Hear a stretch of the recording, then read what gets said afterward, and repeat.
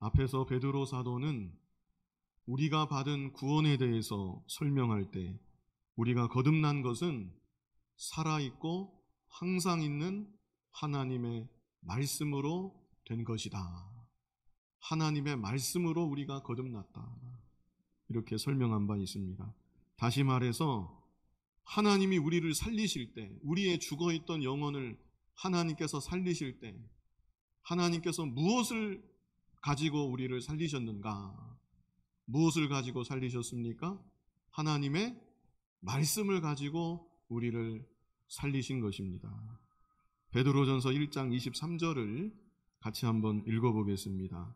너희가 거듭난 것은 썩어질 씨로 된 것이 아니요 썩지 아니할 씨로 된 것이니 살아있고 항상 있는 하나님의 말씀으로 되었느니라. 아멘. 그래서 기록된 성경 말씀은 그냥 보통 다른 글들과는 전혀 다른 것입니다. 그냥 다른 보통 책들에 쓰여 있는 글들은 그저 지식을 전달해주고 무언가를 알게 해주고 깨닫게 해주는 것인데 성경 말씀은 그런 종류의 글이 아니라는 것입니다.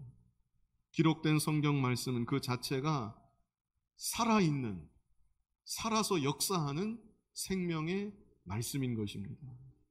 씨앗이 밭에 떨어지면 생명의 싹이 나오게 됩니다. 마찬가지로 우리 마음밭에 말씀이 심겨질 때 죽어있던 우리의 영혼이 살게 되는 것이고 우리 안에 새로운 생명, 영생이 싹트게 되는 것입니다. 그뿐 아니라 하나님 말씀은 내 안에서 지속적으로 역사하는 말씀입니다. 그래서 나를 점점 더 자라나게 합니다. 하나님의 말씀이 나를 자라나게 합니다. 하나님 자녀다운 모습으로 점점 더 온전히 만들어 나아가는 것입니다. 그래서 지난 시간 본문에서 베드로 사도는 너희가 구원받은 하나님의 자녀라면 너희 안에는 하나님의 말씀이 있다. 썩지 않는 씨가 되어서 하나님 말씀이 너희 안에 있다. 그 말씀의 능력으로 너희는 서로 사랑해야 한다. 사랑의 사람이 되어야 한다. 이것을 교훈하여 주셨던 것입니다. 이어지는 오늘 본문에서는 제목과 같이 하나님 말씀을 사모하라. 너희 안에 생명을 싹트게 하는 하나님 말씀이 있고 너희를 점점 더 자라나게 하는 하나님 말씀이 있는데 하나님 말씀을 더욱 사모하며 살아야 한다. 이것을 오늘 본문이 교훈하여 주시는 것입니다. 영국의 청교도 목사님 중에 로렌스 차도톤이라는 목사님이 계셨습니다. 그 목사님이 하루는 설교를 하시다가 시계를 못 봤는지 2시간을 훌쩍 넘어서 설교를 하신 것입니다. 나중에 확인을 하고 미안합니다, 여러분. 제가 이제 말씀을 마무리하겠습니다. 그랬더니 앉아있던 성도님들이 하는 말이 목사님, 그러지 마시고 좀 더 하나님의 말씀을 저희에게 전해주십시오. 2시간 훌쩍 더 지나갔는데 그렇게 사모하며 말씀을 더 전해달라고 이렇게 간곡히 부탁했다는 일화가 실제 전해집니다. 그래서 과거 청교도들은 하나님 말씀을 정말로 사모했다.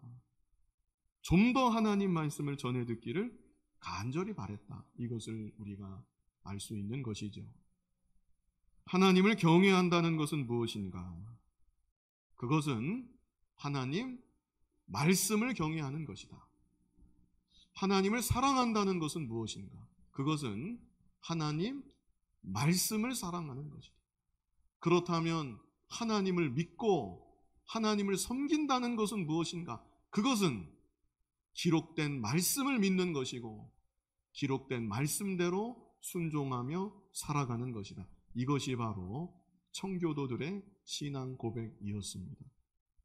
오늘날 텔레비전, 스마트폰, 인터넷 이런 것들이 우리 삶의 많은 부분을 차지하고 있습니다. 많은 시간을 이런 것들에 할애하게끔 만드는 이 세상이 된 것입니다. 하루에 성경 한 장 읽을 시간은 없는 것 같은데 SNS는 매 순간 확인해야 되고 인터넷, 유튜브는 꼭 시청해야 되는 것이 오늘날 현대인들의 삶의 모습인지 모르겠습니다. 그러나 하나님의 자녀들은 달라야 된다는 것입니다. 세상의 다른 그 무엇보다 하나님의 자녀들은 하나님의 말씀, 나를 살게 하는 생명의 말씀인데 이 말씀을 더욱 사모해야 되고, 그래서 이 말씀을 더욱 가까이 하는 믿음의 삶을 살아가야 되겠다는 것입니다.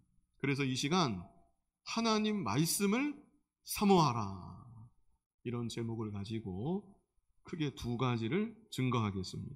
첫 번째는 갓난 아기들 같이 순전하고 신령한 젖을 사모하라입니다.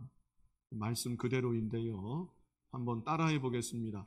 갓난 아기들 같이 순전하고 신령한 젖을 사모하라.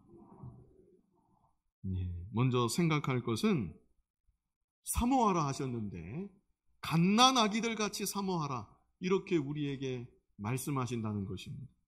갓난 아기를 키워본 어머니들은 그때 과거를 생각하면, 또 혹 지금 키우고 있는 어머니들은 이 말씀이 너무나 실감나게 와닿으리라 생각을 합니다. 갓난 아기들을 보면 얼마나 자주 젖을 달라고 우는지 모릅니다. 시도 때도 없이 웁니다. 한밤중에도 깨서 울고 젖을 달라고 하고 엄마를 깨우고, 그러다가 아빠도 일어나고, 계속해서 하여간 얼마나 자주 젖을 달라고 울어대는지 모릅니다. 갓난아기가 젖을 달라고 울 때 한 어느 정도 큰 소리로 우나요?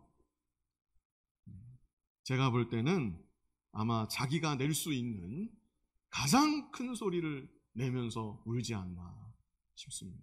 어떤 아이들은 막 넘어갑니다. 뒤로 막 넘어가면서 우는 아이들도 있고, 정말 저대로 그냥 두면 곧 죽을 것 같은 그런 모습으로 악을 쓰면서 막 엉엉 우는 아이들이 있습니다. 그리고 그렇게 울 때에는 다른 아무것도 소용이 없습니다. 평상시는 아빠가 옆에서 깍꿍을 하면 방긋방긋 웃던 아이들도 젖을 달라고 앙앙 소리내서 울 때에는 아빠가 아무리 얼르려고 하고 달래려고 해도 다 소용이 없는 것입니다. 평상시 손에 쥐고 잘 놀고 가만히 있던 무엇인가를 손에 쥐어 주어도 그때는 그것조차 소용이 없습니다. 젖을 입에 물기 전에는, 젖이 되었든 젖병이 되었든 자기 입에 그것이 들어오기 전에는 그 울음을 결코 그치지 않는 것입니다. 그러다가 젖을 물면 어떻게 됩니까? 갑자기 쥐죽은 듯이 조용해집니다. 세상 평안하게 그 젖을 아주 행복한 모습으로 잘 먹는 것을 보게 되는 것입니다. 그런데 베드로 사도는 갓난아기가 이렇게 어머니 젖을 사모하는 것처럼 너희도 하나님 말씀을 사모해야 한다, 이것을 교훈합니다. 우리가 이 말씀 앞에 나는 그렇습니다, 나는 하나님 말씀을 그렇게 사모합니다, 갓난아기가 엄마 젖을 달라고 그렇게 우는 것처럼 엄마 젖이 아니면 다 소용이 없고 엄마 젖을 물 때 그때 비로소 조용히 기쁘게 받아먹는 것처럼 저도 그와 같이 하나님의 말씀을 그토록 사모합니다. 우리 중에 감히 이렇게 자신 있게 말할 사람 쉽지 않을 것 같습니다. 그래서 우리들이 내 마음이 참 부요하구나, 이렇게 좀 깨달아야 되겠습니다. 내 마음이 어느새 이렇게 부요해졌구나. 지금도 북한 땅에서는 얼마나 하나님 말씀을 듣기 원하고 정말 갓난아기가 젖을 달라고 우는 것처럼 그렇게 하나님 말씀을 간절히 사모할 텐데, 나는 어느새 마음이 이렇게 부요해졌구나, 내 마음이 하나님 앞에서 너무나 교만하구나. 우리가 이 사실을 좀 생각해 볼 필요가 있습니다.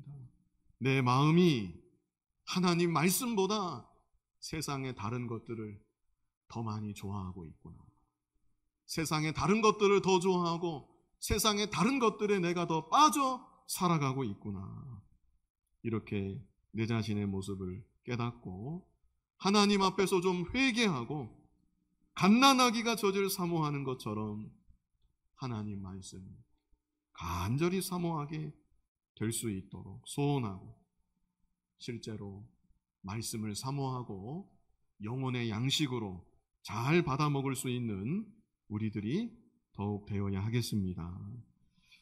다음으로 순전하고 신령한 자들 사모하라, 이렇게 말씀했죠. 순전하고 신령한 자들 사모하라. 먼저 순전하다는 것, 순전한 것이 무엇입니까? 섞이지 않았다는 것입니다. 섞이지 않은 것이 순전한 것입니다. 어머니가 아기에게 젖을 주는데 맛을 좀 좋게 한다고 설탕을 탄다든지 다른 것을 자기 젖에 타서 아이에게 먹이지 않습니다. 어머니 젖은 젖 그 자체로 갓난아기에게 최고의 양식입니다. 사람이 아무리 연구하고 이것저것 다 섞어보아도 갓난아기에게 어머니 젖보다 더 좋은 양식은 없다라는 것입니다. 마찬가지로 하나님 자녀에게 기록된 성경 말씀보다 더 좋은 양식은 없다. 우리가 이 사실을 또한 잘 기억해야 합니다. 그러므로 오늘날 설교자들이 기록된 말씀, 하나님 말씀 자체를 좀 더 바르게 전달하려고 기도하고 삼가 조심해야 될 것입니다. 말씀을 받는 성도님들도 마찬가지입니다. 순전한 하나님의 말씀, 기록되어 있는 성경 말씀 자체를 사모하고 그 말씀을 좀 더 받으려고 하고 그 말씀을 잘 받아서 영혼의 양식으로 삼아야 되는 것입니다. 고린도 후서 2장 17절을 우리 같이 한번 읽어보겠습니다. 우리는 수많은 사람들처럼 하나님의 말씀을 혼잡하게 하지 아니하고 곧 순전함으로 하나님께 받은 것 같이 하나님 앞에서와 그리스도 안에서 말하노라. 아멘. 초대교회 당시에도 많은 사람들이 말씀을 전한다고 전하였지만 말씀을 혼잡하게 하는 일들이 참 많았다는 것을 우리가 볼 수 있습니다. 순전한 말씀 자체를 바르게 전달하지 않고 이것저것을 섞었던 것입니다. 그러나 그런 가운데 사도 바울은, 그리고 바울의 일행들은 여기 고백한 것처럼 우리는 수많은 사람들처럼 하나님의 말씀을 혼잡하게 하지 아니한다. 곧 순전함으로 하나님께 받은 것 같이 하나님 앞에서와 그리스도 안에서 말하노라. 다른 것을 섞으려고 한다면 사도 바울이야말로 섞을 재료들을 누구보다 많이 가지고 있습니다. 학식으로나 경험으로나 그 누구도 사도 바울을 따라갈 수가 없는 것입니다. 지난날 살아왔던 자기 간증만 해도 무궁무진할 것입니다. 흥미진진한 이야기거리를 얼마든지 사도 바울이 풀어낼 수가 있을 것입니다. 그러나 바울은 여기 말씀한 것처럼 수많은 사람들처럼 하나님의 말씀을 혼잡하게 하지 아니한다. 그리고 어떻게 합니까? 곧 순전함으로 하나님께 받은 것 같이 하나님이 주신 말씀이니까 이 말씀 그대로를 하나님 앞에서, 하나님 보고 계시거든요. 내가 너에게 전하라고 준 이 말씀 바르게 전달하는지 하나님이 보시는 겁니다. 그 하나님 앞에서 두렵고 떨림으로 그리스도 안에서 순전한 하나님 말씀만을 전달한다고 이렇게 사도 바울은 일찍이 고백했던 것입니다. 고린도 후서 4장 2절에도 같은 말씀이 있습니다. 고린도 후서 4장 2절, 여기 EA가 나왔는데 EA 끝부분을 보면 똑같은 말씀이 있죠. 하나님 말씀을 어떻게 하지 않았습니까? 혼잡하게 하지 아니했다. 그 이 B를 보면 혼잡하게 하지 아니하고 오직 진리를 나타내므로, 오직 진리만을 나타냈다. 진리는 하나님 말씀, 기록된 성경 말씀만이 진리입니다. 이 진리만을 잘 나타내기 위해서, 잘 드러내기 위해서 그렇게 하나님 말씀을 증거했다고 고백하고 있는 것입니다. 오늘날 우리들이 이것을 잘 기억해야 합니다.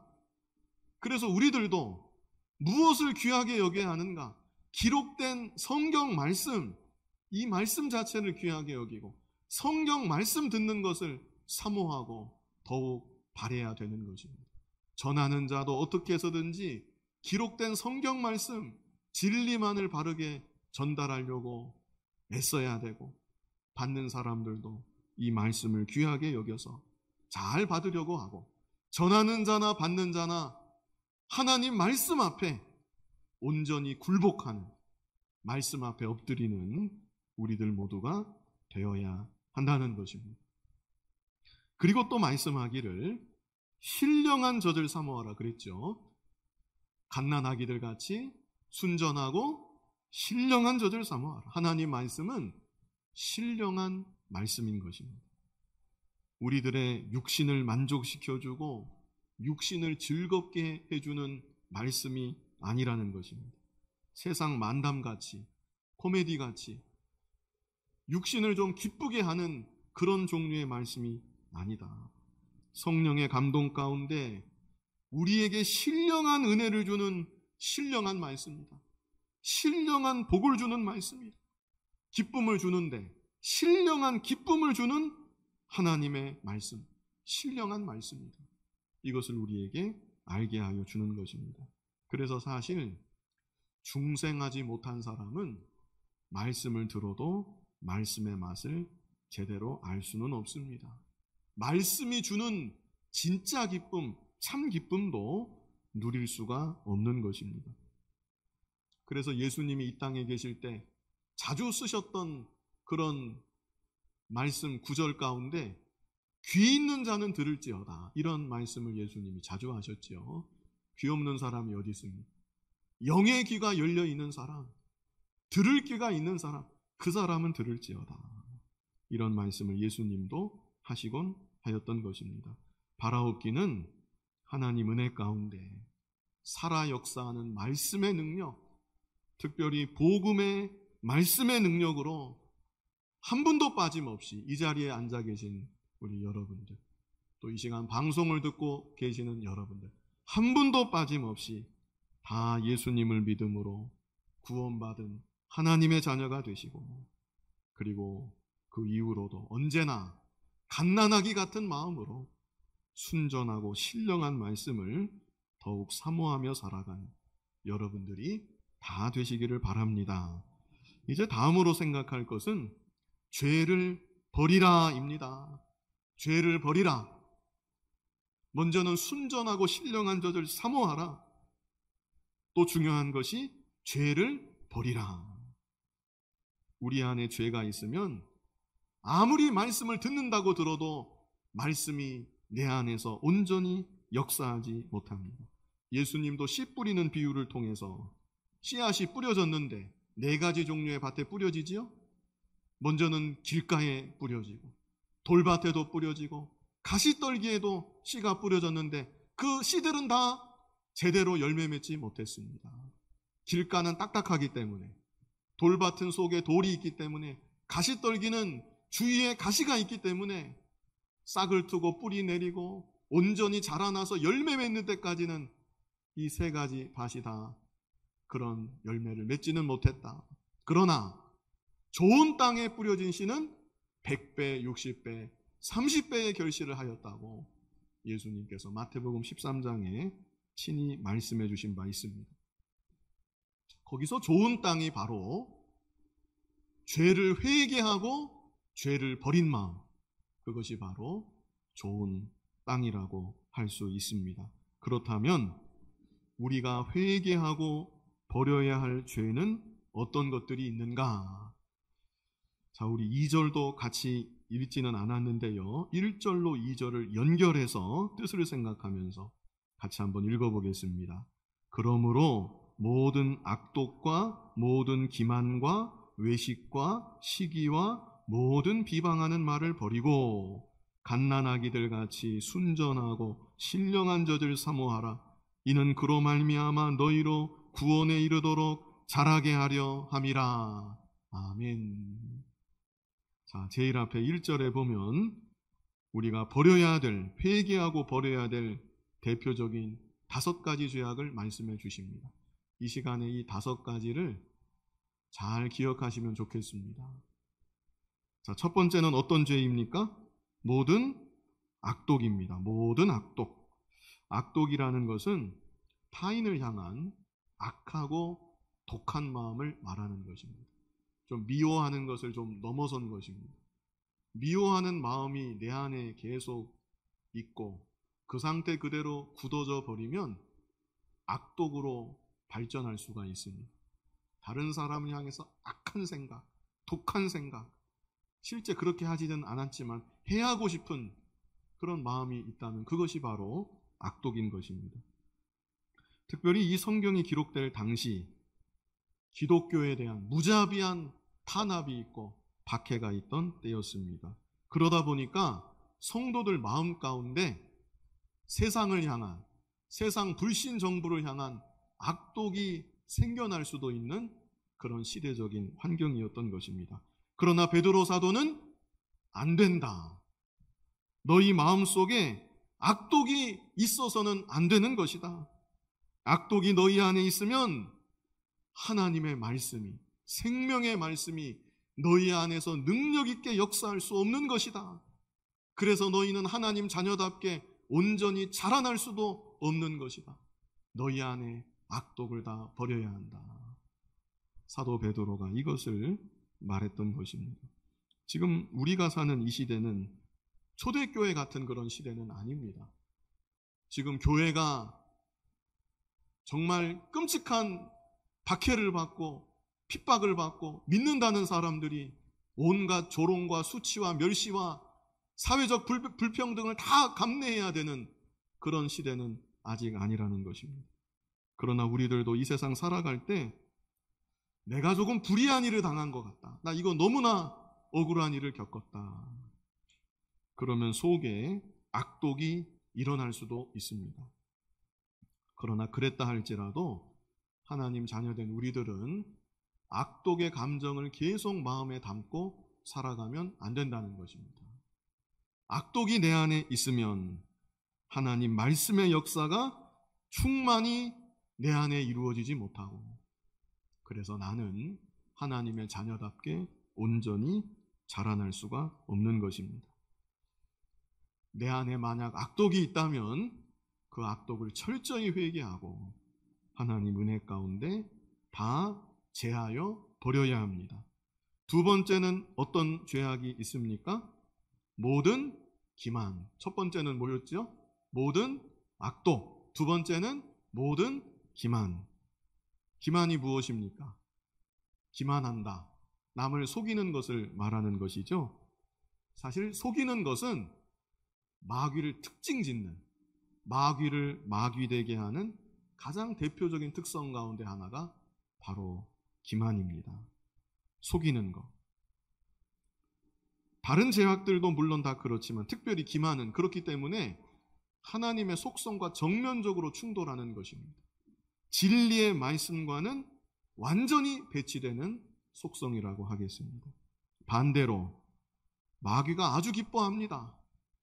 너는 내 친구구나 하면서 달려들 만한 그런 속성이 바로 기만입니다. 그런데 이런 기만에 대해서 내가 당장 다른 사람들에게, 다른 사람에게 직접적인 피해를 주지는 않았으니까 괜찮다. 이럴 수도 있는 것이다. 그러면서 자기 스스로를 합리화시키고 은근슬쩍 넘어가려고 하면 안 되는 것입니다. 하나님 자녀된 우리들은 항상 진실해야 합니다. 순전한 말씀을 사모하라 했죠? 내 마음도 순전해야 합니다. 내 마음도 순전해야 순전한 말씀이 내 안에서 더욱 강력하게 역사할 수가 있는 것입니다. 세 번째는 무엇입니까? 외식입니다. 첫 번째는 모든 악독, 두 번째는 모든 기만, 세 번째는 외식. 외식은 남을 속인다는 측면에서 기만하고 비슷한데요, 다른 점이 있습니다. 외식이라는 말 속에는 자기 자신을 가장한다, 변장한다, 이런 뜻이 있습니다.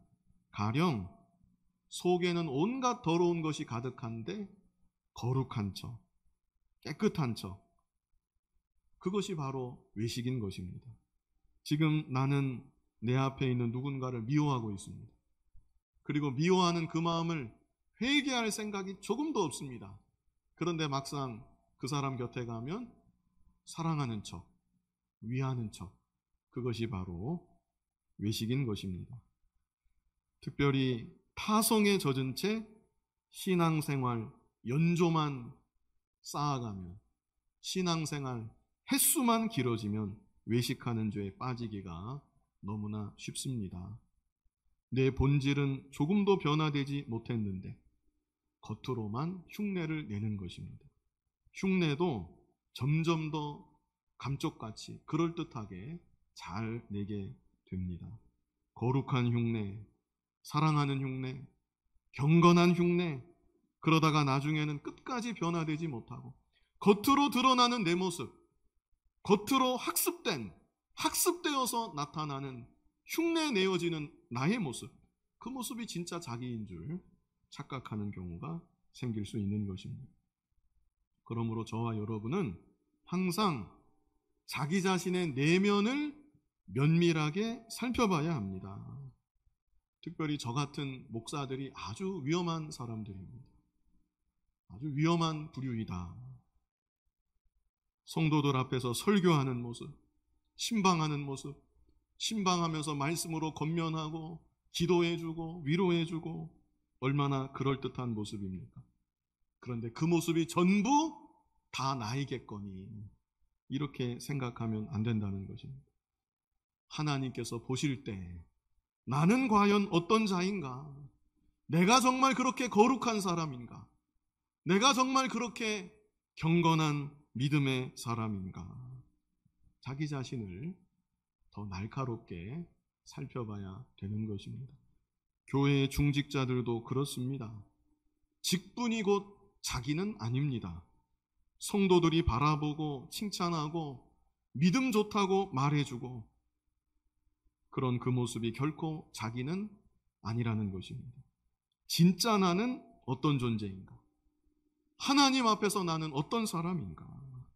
날마다 자기 자신을 깊이 성찰하고 하나님 앞에서 회개할 바를 철저히 회개하고 사도 바울처럼 내가 바로 죄인 중에 괴수입니다. 이렇게 고백하며 살아갈 때 외식하는 죄에 빠지지 않을 수가 있습니다. 네 번째는 무슨 죄입니까? 시기입니다. 시기. 이 시기도 참 지독하고 고질적인 죄악입니다. 예수님을 십자가에 못 박게 만든 죄. 그 죄가 바로 시기인 것입니다.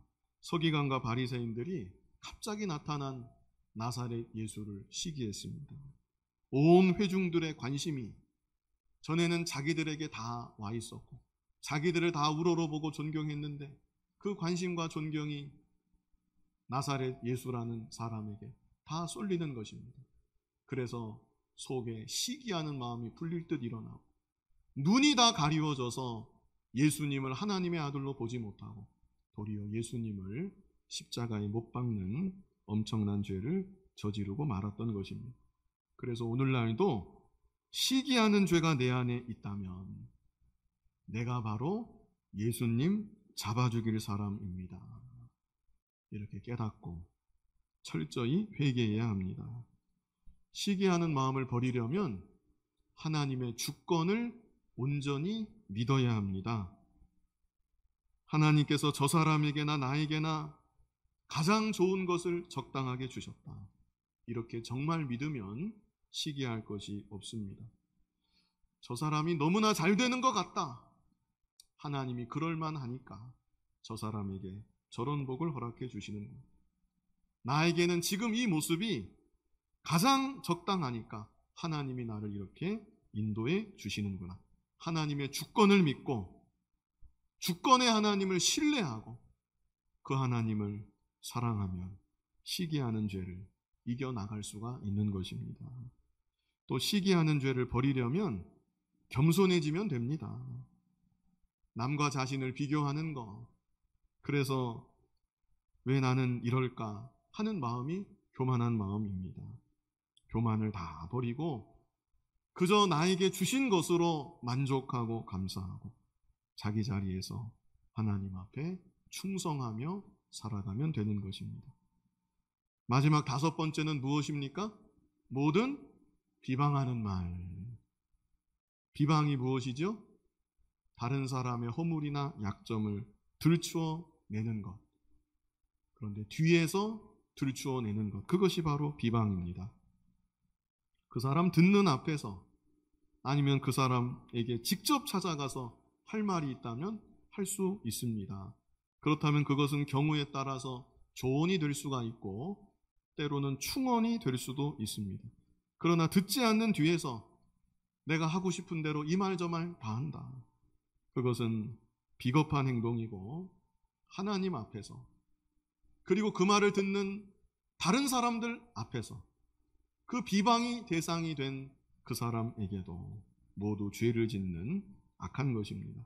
우리는 비방하는 말을 우리 입술에서 제하여야 됩니다.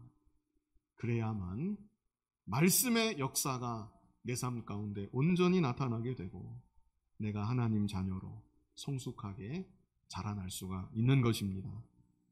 여기까지 5가지 대표적인 죄악들 우리에게 열거해 주시고 알게 해 주셨는데 이 5가지를 잘 기억해야 되겠습니다. 5가지가 무엇입니까? 첫 번째는 모든 악독, 두 번째는 모든 기만, 세 번째는 외식, 네 번째는 시기, 5번째는 모든 비방하는 말. 이 5가지를 이 시간을 통해서 꼭 기억하시기 바랍니다. 이 5가지를 내 마음에 대입하면서 내 안에는 어떤 죄가 자리 잡고 있는가? 바로 그 죄를 회개하고 그 죄를 버려야 되는 것입니다. 그럴 때 하나님 말씀이 내 안에서 정말 효과적으로 능력 있는 살아 역사하는 말씀이 되고 그래서 내 삶이 변화되고 하나님 자녀답게 점점 자라날 수가 있는 것입니다. 본문 2절 끝을 보면 너희로 구원에 이르도록 자라게 하려 함이라 그랬죠. 혹시 오해하실까봐 지금까지 다 설명드렸지만 한 번 더 말씀드리면 여기서 구원에 이른다는 것은 성화 구원을 말하는 것입니다. 우리가 받는 예수 믿고 구원받는 거 차츰차츰 도달하는 게 아닙니다. 그거는 예수님을 믿을 때 단번에 구원을 받는 것이고 여기서 구원에 이른다는 말은 성화 구원을 말하는 것이다. 이미 구원받은 하나님의 자녀가 점점 더 거룩해지고 점점 더 예수님 닮아서 자라나는 것, 그것을 2절 끝이 의미하고 있는 것입니다. 자, 마지막 본문 3절을 우리 같이 한번 읽어보겠습니다. 너희가 주의 인자하심을 맛보았으면 그리하라. 이 구절을 다른 말로 표현하면 너희가 구원을 받았다면, 너희가 구원받은 하나님의 자녀라면 그리하라. 1절과 2절의 명령처럼 죄악을 다 벗어버리고 순전하고 신령한 하나님의 말씀을 더욱 사모하며 살아라. 그래서 그 상태 그대로 처음 모습 그대로 머물러 있지 말고 너희는 점점 자라나라. 이것을 우리에게 말씀하여 주시는 것입니다. 갓난아기들을 보면 참 잘 자라나지요. 얼마나 빨리 쑥쑥 자라나는지 모릅니다. 어느 정도 커서 어린아이가 되면 자기 스스로도 자기가 자라나는 것을 참 관심을 가지고 또 자라나는 자기 모습에 얼마나 기뻐하는지 모릅니다. 벽에다가 줄을 긋고 자기 키를 재달라고 하고 조금 컸으면 내가 이렇게 이만큼 컸구나. 방학되어서 내가 이만큼 자라났구나. 얼마나 기뻐하고 자기가 자라나는 것을 좋아하는지 모릅니다. 우리는 하나님의 자녀로서 내가 얼마나 자라났는가, 지금도 내가 얼마나 자라나고 있는가, 이 일에 지대한 관심을 가져야 합니다. 내가 하나님의 자녀로서 자라난다는 것, 이 일에 큰 기쁨을 가져야 되겠다는 것입니다. 올 연초에 2020년 한 해에 우리 모두 자라나야 됩니다. 제가 이 말씀을 가지고 증거했던 것이 기억이 납니다. 지난 한 해, 올 한 해 동안 저와 여러분이 얼마나 자라났습니까? 내가 얼마나 하나님의 자녀로 자라났는가? 우리가 좀 생각해 봐야 되고요. 자라나지 못한 것 같다. 나는 그대로인 것 같다. 만약 그렇다면 그 이유는 크게 두 가지입니다. 가장 중요한 이유는 갓난아기가 젖을 사모하는 것처럼 그렇게 하나님 말씀을 사모하지 않았기 때문에, 순전하고 신령한 하나님의 말씀을 내가 사모하지 않았기 때문에 자라나지 못한 것입니다. TV 보고, 영화 보고, 드라마 보고, 유튜브 보고, 그런 것들은 하루도 안 하면 안 될 것처럼 습관화되어 있는데, 하나님 말씀은 읽지도 않고, 하나님 말씀 듣지도 않고, 들은 말씀 묵상하지도 않고, 그랬기 때문에 올 한 해 지나가는 동안 내가 자라나지 못했다는 것입니다. 또 자라나지 못한 이유, 또 중요한 이유가 무엇입니까? 죄를 버리지 못했기 때문에 자라나지 않았습니다. 말씀을 듣는다고 들었지만 때로는 말씀 듣고 순간 은혜 받았다고 좋아도 했지만 내 안에 죄가 있기 때문에 그 죄가 말씀의 기운을 다 가로막고 살아 역사하는 말씀의 그 역사가 내 안에 능력 있게 나타나지 못했던 것입니다. 내 안에 어떤 죄가 있는가? 5가지 이 고질적인 죄악을 알려주셨는데 5가지가 무엇입니까? 모든 악독, 2번째는 모든 기만, 3번째는 외식, 4번째는 시기, 모든 비방하는 말. 이 5가지 죄악. 우리가 이 스스로를 살펴보고 잘 진단해서 이 5가지 죄악들을 철저히 회개하고 버리고, 그리고 갓난아기들 같이 순전하고 신령한 하나님 말씀 더욱 사모함으로 점점 더 자라날 수 있는 저와 여러분 되기를 간절히 바랍니다. 거룩하신 아버지 하나님, 우리를 하나님 자녀 삼아 주시고 우리가 자라나기를 간절히 바라시는 아버지 하나님, 지난 한 해 우리의 삶을 돌아볼 때 갓난아기가 엄마 젖을 사모하는 것처럼 하나님 말씀 사모하지 못하고 오히려 세상의 다른 것들 좋아하고 순전하고 신령한 하나님 말씀 가까이 하지 않았기에 우리가 자라나지 못했고, 또 우리 안의 죄악들을 벗어버리지 못해서 자라나지 못한 것 아버지 하나님 불쌍히 여겨주시고 이제는 우리들이 하나님의 자녀답게 점점 더 자라날 수 있도록 인도하여 주시옵소서. 예수님 이름으로 기도하옵나이다. 아멘.